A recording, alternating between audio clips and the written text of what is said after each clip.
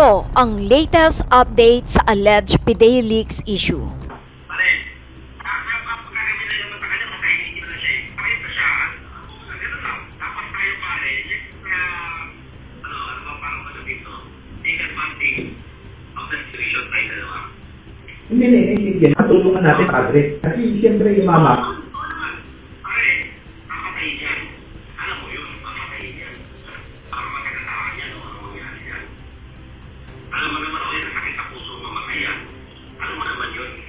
Maraming mga patay na tao ngayon, hindi na yung pinapalay. CCTV video na gusto umanong iareglo o i-bribe ang dating PDEA agent na si Jonathan Morales. Inilabas na.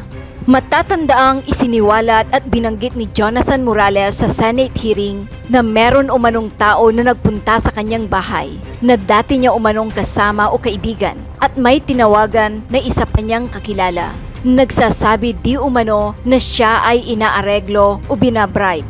At nabanggit ni Jonathan Morales si First Lady Lisa Marcos na inutusan niya umano si James Kumar na nakitang kasama ni Lisa Marcos na nagpa-picture at nakadinner kasama ang iba pang politiko katulad ni na President Bongbong Marcos Jr., Lisa Marcos, Jinggoy Estrada at marami pang iba. Ayon kay Maharlika, mabigat daw ang akusasyon ni Jonathan Morales at kailangan daw malaman ng taong bayan kung totoo nga na may nakipag-negotiate kay Morales. Okay, sir. Okay, inaakusahan ka, pinagtutulungan ka.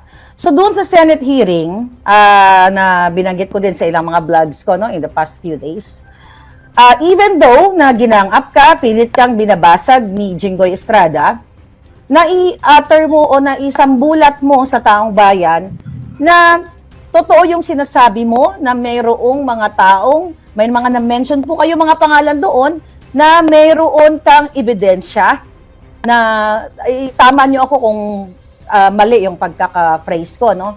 Na kung ikaw ay nagsisinungaling, okay? Kung ikaw ay gumagawa-gawa lang, isinulat mo lang yung mga pangalan ni Marcos at ni Maricel Soriano, at sinabi mo doon sa Senado na mayroong tao na pumunta sa bahay mo na dati mong kasama o kaibigan mo na may tinawagan na isa pang kakilala niya na nagsasabi na ikaw ay inaareglo o binabribe.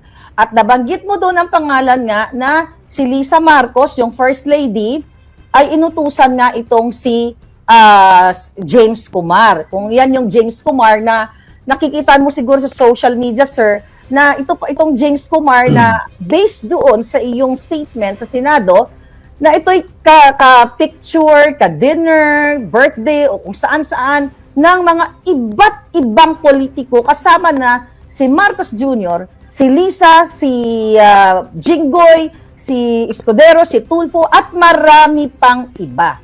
So, ang tanong ko, dahil sa May 13, ay, susunod yung next hearing, sinupina ba kayo ng Senado na ipakita yung ebidensya doon sa May 13? Pero sir, ako gusto kitang hamunin dito. Alam ko na, I don't know if you are willing to, para sabihin sa taong bayan, kinokonek tayo ng ating common friend, marami akong mga katanungan sa inyo personal na hindi nyo sinasagot eh. Okay? Dahil naintindihan ko naman po, baka ma-jeopardize, no, yung inyong pagtestimonya. Pero sir, mabigat itong akusasyon mo at dapat malaman ng taong bayan kasi sabi mo nga na may nakipag-negotiate sa'yo, di ba? At itong taong ito ay pinadalhan na rin ng invitation ng Senado, yung mga na-mention mo mga pangalan doon. Ayon pa kay Maharlika, mabigat daw ang mga taong binanggit ni Jonathan Morales, katulad na lamang ni First Lady Lisa Marcos at James Kumar. Kaya kailangan daw niyang patunayan sa taong bayan na totoo ang CCTV. Baka daw sabihin na naman na isa lamang itong AI o gawa-gawa lang ni Morales. Opo. Mabigat, okay? Ang mga taong binitawan mo, katulad na lamang ng First Lady, okay? At itong si James Kumar. Sir, kailangan mong patunayan sa taong bayan na totoo to yung CCTV. Baka sabihin na naman, AI or gawa-gawa mo lang, at the fact, sir, na sinisira ka mismo at inaatake ka ng ad hominem, dinidiscredit ka ng no less than the President of the Philippines. Tinanong ni Maharlika si Jonathan Morales, pwede ba kitang kulitin kung wala namang hindrance or something na legal implication na sabihin na natin sa taong bayan? Kasi ako po ay kinakabahan, sir, dahil maraming nakakarating sa akin na baka hindi matuloy yung May 13 o baka may mga forces na pupunta sa'yo at mabili ka. So willing ka ba to tell to the whole world na may ebidensya ka ba talaga para dito sa sinasabi mong CCTV? Ang tanong ni Maharlika. Pwede ba kitang kulitin, okay? Kung wala namang hindrance or something na legal implication, no? Na sabihin na natin sa taong bayan, kasi ako po kinakabahan, sir. Dahil maraming nakakarating sa akin na baka hindi matuloy yung May 13.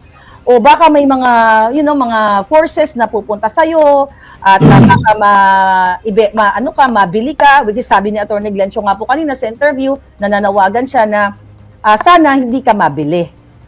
So willing ka ba, to tell the whole world na may ebidensya ka ba talaga para dito sa sinasabi mong CCTV?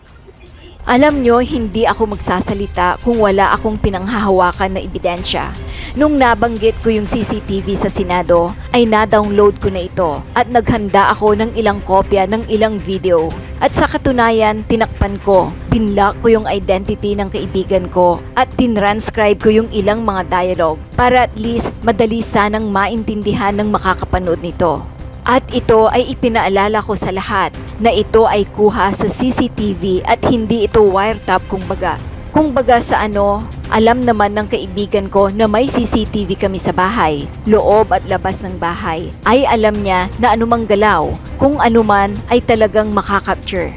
Handa ko itong ipakita. At kung hinihiling ng taong bayan ay hindi ako mag-aatubili na ipakita. Ang sagot naman ng dating PIDEA agent na si Jonathan Morales kay Maharlika. Alam nyo, hindi po ako magsasalita kung wala akong pinanghahawakan na ebidensya. Nung binanggit ko yung CCTV sa Senado, ay na-download ko na ito at naghanda ako ng ilang kopya ng video. At sa katunayan, tinakpan ko binlog ko yung yung identity nung kaibigan ko. At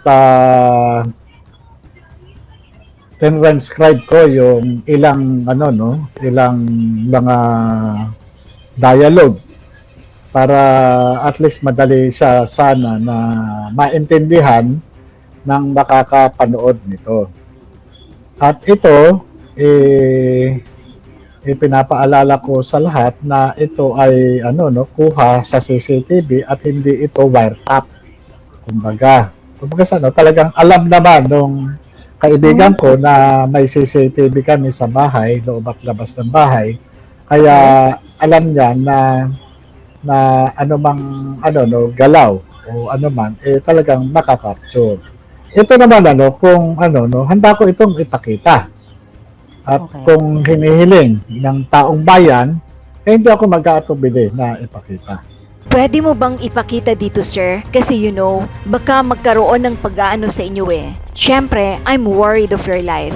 Kasi itong mga information na nakarating sa akin, marami talagang gustong umareglo sa'yo. So sir, babasagin ka nila sa May 13. Hindi naman imposible yan Pwede mo bang sabihin dito o ipakita sa amin kahit kaunti lang, sir? Ang tanong uli ni Maharlika. Pwede mo ipakita dito, sir? Kasi, baka baka magkaroon ng sa inyo Baka magkaroon sa inyo ng, syempre, I'm worried of your life. Okay? Kasi itong mga information na nakarating sa akin, A1 talaga na marami talagang gustong umareglo sa'yo. So, sir, babasagin ka nila sa May 13. Hindi naman imposible yan pwedeng mo bang sabihin dito or ipakita sa amin kahit konti lang kahit konti lang. Sige po, para sa kapakanan ng taong bayan. Ang sagot naman ni Jonathan Morales. Sige po, para sa kapakanan ng taong bayan, Ating panoorin ang CCTV video na ibinahagi ng dating PIDEA agent na si Jonathan Morales. Oh, ganito. Pag ganito, tayo mamamagitan. Okay? Kasi nga yung mama, ulit. Pare, ako yung director ko kita na. Ha? Yung director. Hindi, ganito. Pakinggan mo muna, kuya. Ganito, kuya. Nung pumutok yan, nagkautras kami. Sabi ko, kuya, masalimugot yan. Nag-aaway ang Duterte at Marcos. Okay? Huwag kang makit. Pare, pag-inay natin, hindi natin na delikado yan. Kaya nga ganito, padre. Pero naman pare, ilapit natin, tapos siyempre tayo yung mamagitan ng pag-puli kayo dalawa. Unang-una. Hindi, Pangalawa pare, sumunod lang siya kung nakaling sa kanya. yun, kuya. Padre, no? Naiintindihan ko yun. Kaya uulitin ko, padre, yung mama, hindi niya ginusto ang sitwasyon niya. Hindi niya ginusto, padre. Never. Sinabi ko na na, pero kaya mo hawakan yan, kaya mo siyang hawakan. Kaya kong iparating yung mensahe. Pero yung sariling desisyon, Kasi huwag kang magpapagit ang pangalan. Huwag kang magpapagit kahit anong pangalan. kaya nga. Ibig sabihin, padre, Si Madam. may hindi, padre, marunong tayong mawak ng informasyon. Ang sinasabi ko, padre, kung ano magiging desisyon niya sa kanya yun, padre, di ba? Kahit kabubuti niya yun. Siyempre ako, itutuloy ko. Papasigirin kung sino yung gustong may mga pangalan na sinasabi mo. Wala akong papasigirin. Ang sinasabi ko, yung solusyon, remedyo, pagbabat, siya magdidesisyon sa sarili niya. Padre, di ba? Pare, ang pagkakamit na naman sa kanya, makainin na siya eh. Pakit na siya, ang ganun lang. Tapos tayo pare, ano bang parang masabi ito? Take advantage of the situation tayo dalawa. Hindi. Matulungan natin, padre. Kasi siyempre yung mama, Pare, kakatay dyan. Alam mo yun, kakatay dyan. Para magkakatawan niya, ano mangyari dyan. Alam mo naman ako yung sakit sa puso, mamatay yan. Alam mo naman yun.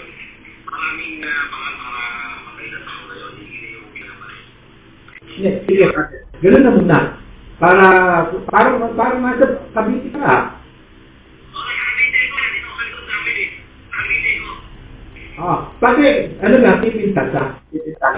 Oo, okay, hindi mo, para pa kumabihan ka mo. Pero actually, kagabi pa, nagsusap na kami ni Dave. Ibig sabihin, para kilala ko lang. Ibig sabihin na tumawag si Madam pala, kay James. Okay. Mag-subscribe at i-click ang notification bell para sa mga susunod na video updates. Maraming salamat po.